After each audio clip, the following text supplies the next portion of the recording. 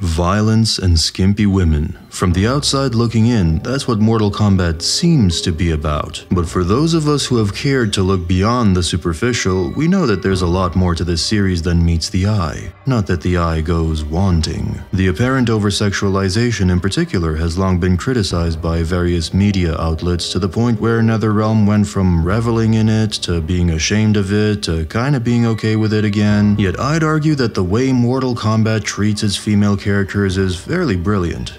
At least how it used to treat them. Even the skimpy aspect. So this video is dedicated to the ladies, specifically the royal family of Edenia, Sindel, Kitana, and Mileena, their powers, backstories, and symbolism. There's an ongoing discussion about how women should and shouldn't be portrayed in video games and what constitutes, quote, good representation. And it's funny because it's realistically hard to justify women participating in a fighting tournament to the death against some of the most ruthless male fighters in all the realms. The best they could do in the first game was to introduce a tomboy military chick, brand her as special forces, and claim that she's had some of the most deadly training available to an Earthrealmer. And then in subsequent games, the way they justified it is by creating an entire race of resilient, long-lived female killing machines hailing from a kind of paradise realm named Edenia. Bit on the nose, yes, where everyone's long-lived, fair-skinned, and so much better than everyone else. Kitana, for instance, is 10,000 years old, but only appears to be in her late teens or early 20s. Basically, Edenians are Tolkien elves, mixed with Amazonian warriors. You know what? Let's address the skimpy clothing issue now while we're at it. We don't know much about Edenian culture other than the fact that it's a lush paradise resembling the best natural landscapes that Earthrealm has to offer, and that Edenian pie is a delicacy so good that it's beloved by not just Edenians but all the realms as well. American pie's got nothing on Edenian pie. The obvious inspiration for Edenia is the Garden of Eden from the Bible, and that should tell you something. During their residency here, Adam and Eve roamed around butt naked, the lack of clothes symbolizing a level of freedom and innocence that in the real world is only available to infants and toddlers. And that's part of the point of Edenia. When the one being in all of existence were split into the 6 main realms and countless secondary ones, Edenia snatched all the good parts, the beauty, the innocence, the long lifespans, so them dressing up very revealingly is part of their culture. Of course, Earthrealmers may see it as skimpy and provocative, but to them it's absolutely normal and not at all inappropriate. We also know that Edenians are direct descendants of the gods, and while we don't know much about the gods of the MK universe, plenty of mythologies, most notably Greek mythology, depict the gods as a rather raunchy bunch. So that's another thing that may or may not contribute to Edenian lifestyle. They're also described as outstandingly beautiful. So creating an entire people like that, only to later be ashamed of it and cover them up, strikes me as missing the point somewhat. So Edenians, by all accounts, are a peaceful, free-spirited society that didn't fully bite the apple from the tree of good and evil, metaphorically speaking, and from the inside looking out, it's not them that are beautiful and weird and scantily dressed, it's the rest of us that are uglier and uptight and overdressed. So does this justify bikini girls in the MK universe lore-wise?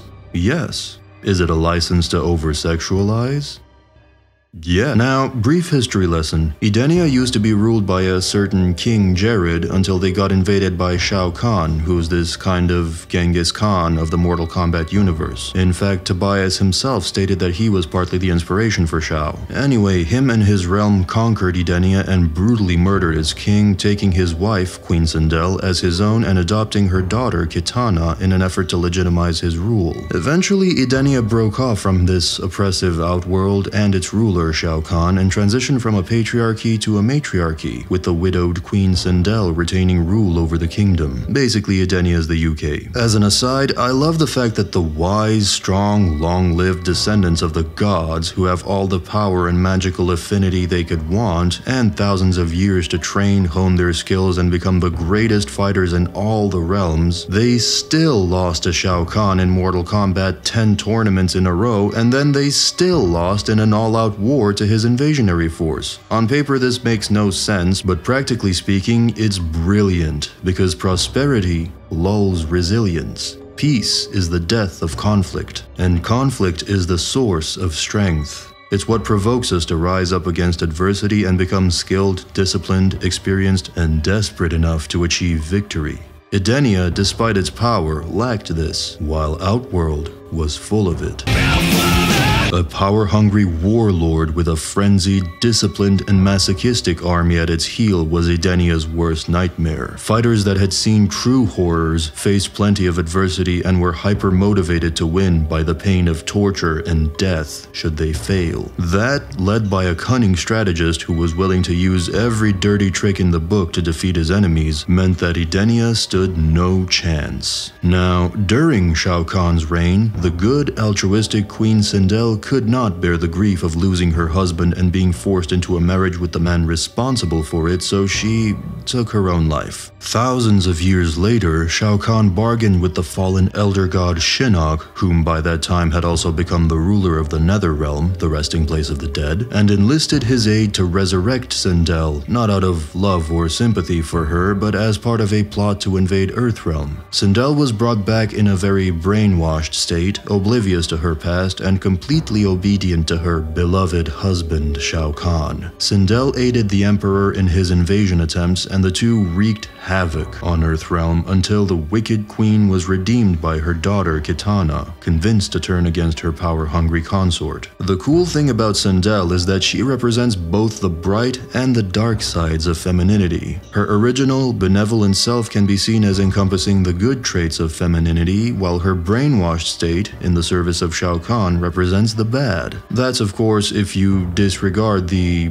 heavily retconned version of her from MK11, which I do. Sindel's affiliation with Shao can be seen as a corruption of the feminine. Women in general are highly adaptable and tend to mold themselves after the men in their lives, copying a lot of their traits, so Sindel's union with Shao is sort of an allegory for how messed up women can become when they get involved with unscrupulous, psychopathic bad boys, hell-bent on using everyone around them. These are the women that forget their families and where they come from and will do virtually anything to please their toxic boyfriends, hence the brainwashing and forgetting of the past motif. And the only people who can save such a woman are her children. This is where Kitana comes in. The daughter of Sindel and the late King Jared, Kitana was adopted by Shao Kahn when she was very young and raised as a ruthless assassin and protector of Outworld's interests. Beneath her cold exterior, however, lies a forthright, well-intended woman who was forced to live a double life. Kitana was loyal to Shao Kahn for thousands of years, believing him to be her true father, but eventually discovered the truth about how he slaughtered her actual biological father and ravaged her realm. After that, she started feigning fealty to the Emperor while secretly plotting his downfall. She conspired with the forces of Earthrealm to take down the Khan and confronted the now corrupted Sindel, reminding her of her true past and swaying her back to the light. The daughter redeeming the mother. Basically, she's Gamora from the Guardians of the Galaxy. Kitana is depicted as immensely arrogant and prideful initially, showcasing every bad trait that you'd expect a spoiled princess to exhibit. But that behavior gradually starts to fade away as her personality reaches a tipping point when she uncovers the truth behind Shao Kahn's lies and turns on him. This reflects how men perceive strikingly beautiful women subconsciously. Their first instinct is to regard them as cold, uncaring ice queens who are predisposed to rejecting or using men, crushing their souls in the process. That is, until you muster the courage to actually strike a conversation with one and realize they're actually just human beings like the rest of us. So it is with Kitana. I suppose it's no coincidence that both her and Sub-Zero are garbed in blue. That seems to be the color of choice for characters with a cold exterior but a warm soul underneath, which of course is the complete opposite of her twisted mirror image. If Kitana is a deadly assassin that belies a benevolent soul, then Mileena is the pristine-looking princess that hides a viper underneath. Mileena was initially a clone of Kitana's commissioned by Shao Kahn, a sort of failsafe in case Kitana discovered the truth about her heritage and turned on him. In that eventuality, Mileena was supposed to kill and replace her as Princess of Outworld. This is actually one of the changes from the most recent timeline that I like, where Mileena is a legitimate sister of Kitana's instead of just a clone. People in the 90s were just obsessed with clones. So then me and my clones go to fight the devil clone, but then it turns out that he's the real me, and I'm the clone. Mileena was created by Shang Tsung by combining Kitana's DNA with that of a Tarkatan warrior, or if you prefer the new timeline, she's the biological daughter of Sindel who's infected with a Tarkatan disease. Same thing. In either case, the result was a version of Kitana that sported a set of razor-sharp, shark-like teeth, as well as an intense bloodlust that all but overwhelmed her. If Kitana represents the picture-perfect, statuesque incarnation of the feminine, then Mileena is its rabid, devouring underside. She is greedy, lustful, sociopathic, self-destructive, and as vile as she is sensual. Ironically, she is loyal to Shao Kahn to a fault, despite knowing all of his dirty secrets, and yet he will never view her as his true heir, only a tool to maintain legitimacy over the realms he's conquered. I see Mileena as a sort of reverse Beauty and the Beast, where she's the beast waiting on a prince to save her from her dark, feminine traits. The broken, batshit, crazy woman who forsook and double-crossed everyone around her, but who still, in the darkest recesses of her twisted mind, hopes against hope that a prince will save her, that a strong enough man will withstand all of her wickedness and fix her, make her whole again. In the real world, this ends up being a pipe dream 99% of the time, and sure enough, in most of her incarnations, Mileena is stuck either dying or meandering around with the forces of evil until Armageddon comes around and wipes out the lot of them. There is a sadness to this character that I'm not sure many people picked up on. The messed up daughter of a criminal or absentee father, the resentful sister of a far prettier sibling, the second-born whose entire life must revolve around the firstborn, the family's dirty little secret, the deformed stepchild who was born different and must hide from the world. Mileena is all of those things. Having to bear all of that is honestly enough to make one crazy even without the Tarkatan blood. So there's plenty to dig into with these three, but where this all gets truly fascinating is in the powers and abilities department. The way these three characters' moves fit together on a symbolic and storytelling level is pretty damn brilliant, even if not all of it is intended. Because it's never just about what's written about these characters or what's put in the story modes, it's about how these characters play, what their movesets are, and what that says about their personalities. Every fighting game worth its salt knows this. Kitana's preferred weapon is her steel fans, a fitting choice for a princess, and she has an affinity for the element of air. She's not quite a full-on airbender, but she spent thousands of years perfecting the art of air manipulation through the use of her fans. She can use air to enhance the speed of her fan toss, make herself float, propel herself through the air, lift her opponents in the air, deflect projectiles, and of course create a mini tornado. This is not complete air mastery like Fujin, since she still relies on her fans to make all of this happen, but it's pretty damn close. In the MK universe, air is mostly used by the good guys, like Kung Lao, Fujin, Kitana, Sindel, and Cetrion, so thematically it's associated with benevolence, honor, freedom, righteousness, and in the case of Kitana, represents the positive side of femininity. Her sister, on the other hand, very much symbolizes its negative side. She uses a pair of sais, weapons meant for piercing, stabbing, and causing dozens of painful wounds quickly, as opposed to Kitana's fans, which are designed to just decapitate opponents and be done with it. A much more merciful, impersonal approach. And Mileena's moves list relies heavily on trickery, subterfuge, and misdirection in the form of ball rolls, dive attacks, and various quick teleports like her ethereal variation from MKX, where she seemingly phases back and forth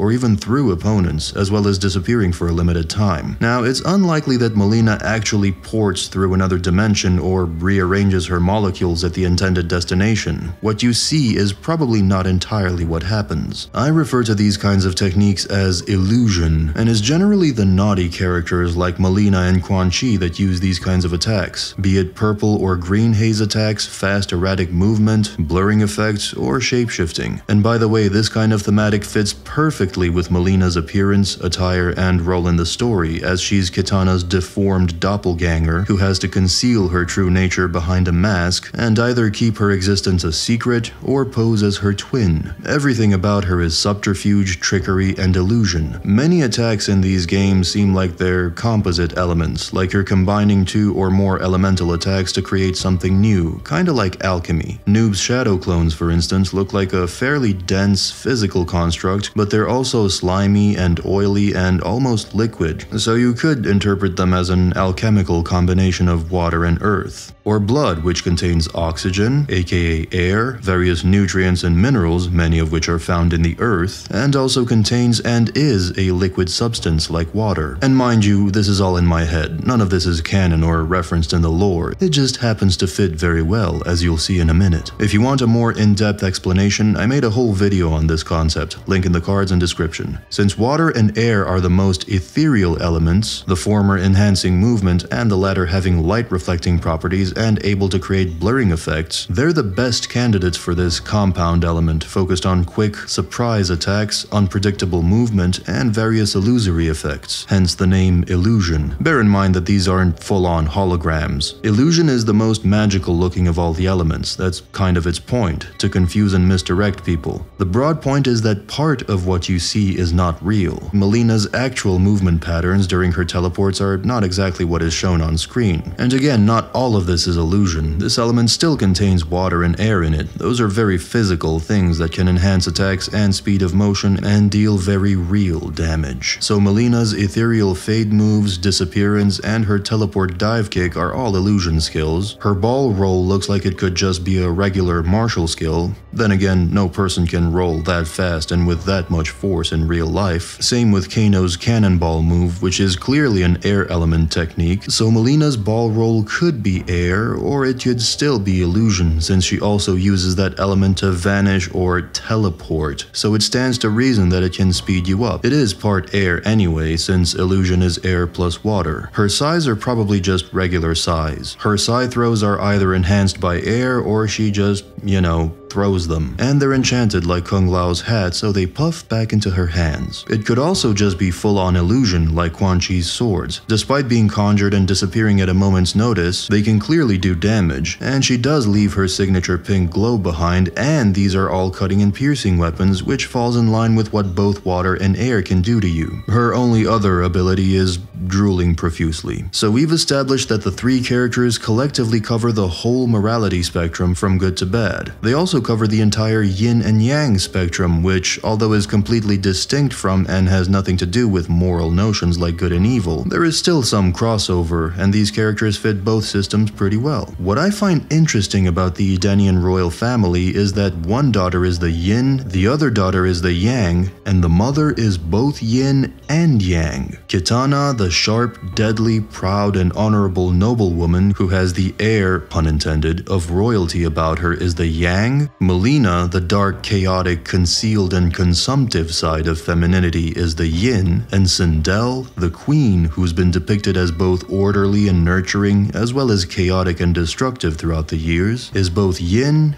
and yang. Originally the wife of a benevolent ruler, helping him maintain order, stability, and freedom throughout their realm, later succumbing to grief over her husband's death, taking her own life and getting resurrected as the twisted girlfriend of a toxic male, and finally getting redeemed by the product of her own purifying feminine energy, her daughter. And wouldn't you know it, her powers and abilities reflect this to a T, for Sindel possesses both air-based abilities and purple illusion-based abilities. Much like Kitana, she uses the air element, but uses it in a manner that's both more raw and specialized, exhaling enough air to literally blow you away and tuning her voice to specific pitches that reverberate across great distances and can shatter earth, brick, and stone. Basically, Sindel has the lungs of an entire brass orchestra. She can also fly. She can levitate herself, bolster her keep-away game, and make sure she literally has the high ground. Fitting powers for a regal, commanding presence in charge of an entire realm. And then the rest of her moves are illusion-based. In her newer incarnations, most of her moves have a purple glow associated with them, including the scream, which could mean that they're in some way enhanced by illusion, including her hair attacks, as well as her banshee move, where she projects an ethereal visage through the air that she then blinks over to. Her hair could also just be a natural Edenian mutation, but we don't see any other Edenians manifest anything of the sort, so it's probably just something magic. Oh, and her weapon, although she doesn't always use it, is a guandao, a traditional Chinese polearm weapon, kinda like a halberd or glaive that's used for both slashing and thrusting attacks. So it's a pretty versatile weapon, much like Sindel herself, and appropriately has more reach and power than either of her daughter's weapons. An excellent choice for keeping opponents at a distance. So Sindel is the all-encompassing feminine, in both its enthralling and terrifying forms, both yin yin and yang, a powerful, regal figure who's both nurturing and also whose superpower is to fucking scream at you. Enough said. She is both an illusion and a heavy-duty air user, and her daughters each inherited and specialized in one of those elements. Kitana represents her proud, beautiful, and benevolent side and specialized in air, while Mileena highlights the wily, ugly, ravenous beast that hides within, who appropriately mastered the art of illusion. Oh, and another fun coincidence I forgot to mention is that the sisters' level of mastery over their respective elements seems to reflect their histories, because if you think about it, Kitana's a pretty heavy-duty air user, and a lot of her skills look pretty damn advanced and impressive, whereas Mileena doesn't seem to use illusion much apart from teleports and maybe her size, depending on your interpretation of how they work, which could mean she's either less experienced than her older sister, because she's a rather recently created clone of Kitana that didn't have nearly as much time as her sister to practice her skills, or just that her Tarkatan lineage keeps her from practicing and mastering her skills because she's too hungry and rageful and undisciplined half the time. These characters were pretty well written to begin with, and they benefited from multiple iterations throughout the years, all of which led to this rich cornucopia of symbolism, characterization, and aesthetic storytelling. And the fact that a lot of this might be accidental makes it all the more brilliant. Hey, Warlock here. Thanks for watching all the way to the end, which, since you did, you probably liked the video enough to like the video, and there's way more stuff like this in the pipeline, so don't forget to subscribe and tap the bell. This is like my one call to action every 200 videos or so. Also, feel free to suggest topics for future videos. Might actually read them too. Cheers.